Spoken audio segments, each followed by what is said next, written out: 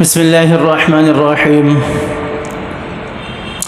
نماز کے اندر سب سے پہلے جو ہے وہ تکبیر تحریمہ کہی جاتی ہے، اس سے بھی پہلے نماز کی نیت کی جاتی ہے۔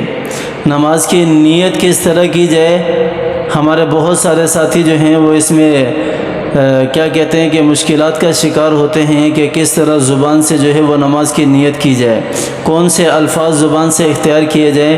کوئی کچھ بتاتا ہے، کوئی کچھ بتاتا ہے، کوئی کچھ بتاتا ہے۔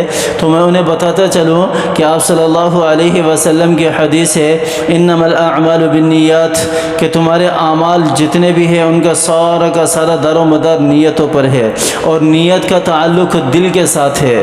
میں گھر سے نکلا ظہر کی نماز پڑھنے کے لیے تو میں نے ارادہ کر لیا، میں نے نیت کر لی۔ ابھی اگر میں زبان سے نہیں بھی کہتا تو میری ظہر کی نماز ہو جائے گی، اور اسی طرح عصر کی نماز، اسی طرح مغرب کی۔ میں نے سنتوں کی نیت کی، سنتوں کا ارادہ کیا تو یہ میری نیت ہے، یہ میری نیت ہے، اسی کو تو نیت کہتے ہیں۔ اور ہمارے بہت سارے ساتھی جو ہیں وہ مشکلات کا شکار ہو رہے ہوتے ہیں کہ پتہ نہیں کون سی نیت کرنی ہے، کس طرح کی نیت کرنی ہے۔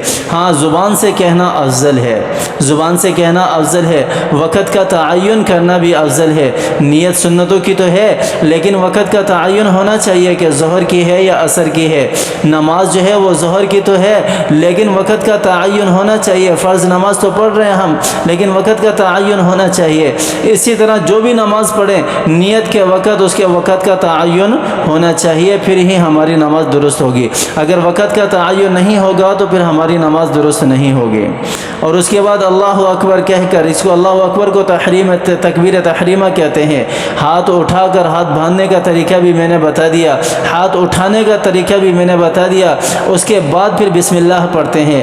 ہاتھ باندھنے کے بعد بسم اللہ الرحمن الرحیم پڑھ کر اس کے بعد پھر ثنا جو ہے وہ پڑھی جاتی ہے، سبحانک اللہم وبحمدک وتبارک اسمک وتعالی جدک ولا الہ غیرک، جس میں حضرت ابو سعید خدری رضی اللہ عنہ کی روایت ہے کہ آپ صلی اللہ علیہ وسلم جب بھی نماز کو پڑھا کرتے تھے، نماز کی افتتاح کیا کرتے تھے تو سب سے پہلے یوں اللہ تعالیٰ کی حمد و ثنا بیان کیا کرتے تھے، سبحانک اللہم وبحمدک وتبارک اسمک وتعالی جدک ولا الہ غیرک۔ اسی طرح اور بھی بہت ساری حدیثیں ہیں، اور اسی طرح حضرت عمر ابن خطاب رضی اللہ عنہ کے بارے میں ہے کہ حضرت عبدہ جو ہے وہ کہتے ہیں کہ حضرت عمر ابن خطاب رضی اللہ عنہ یہ کلمات بلند آواز سے کہا کرتے تھے، لیکن ظاہر سی بات ہے کہ بلند آواز سے نہیں بلکہ ثنا سرن پڑھی جاتی ہے۔ تو اس سے مراد لوگوں کو تعلیم دینا ہے،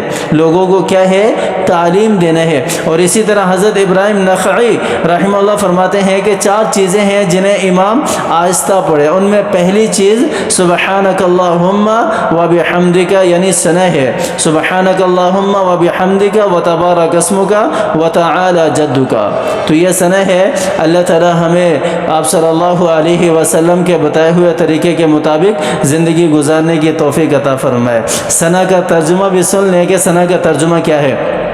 اے اللہ، تو شریکوں سے پاک ہے، تیری تعریف کرتا ہوں، تیرا نام برکت والا ہے، تیری شان سب سے اونچی ہے، اور تیرے سوا کوئی عبادت کے لائق نہیں، تیرے سوا کوئی بھی عبادت کے لائق نہیں، یہ حمد و ثنا ہے۔ تو اللہ تعالی ہمیں عمل کرنے کی توفیق عطا فرمائے۔ آمین ثم آمین، وآخر دعوانا ان الحمد للہ رب العالمین۔